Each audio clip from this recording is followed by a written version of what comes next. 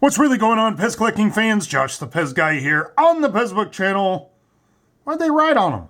Do me a favor, leave me your questions, comments, concerns, any and everything down below. Now then, these are really cool.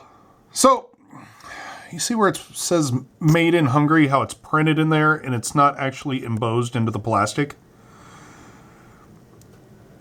I don't know why they did it here on the witch, though, because it already says made in Yugoslavia. Maybe this makes it easier to say made in Yugoslavia.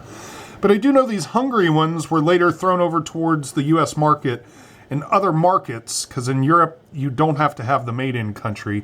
So that's why a lot of the European PEZ dispensers do not have that made in country.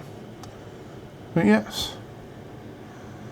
There's numerous ones out there. I know there's some no-feet ones as well that are made in Austria, some Warner Brother ones. I hope to find those and be able to make a cool video. But yes, these are a thing, and they are legit. Don't wipe that off. So until next time...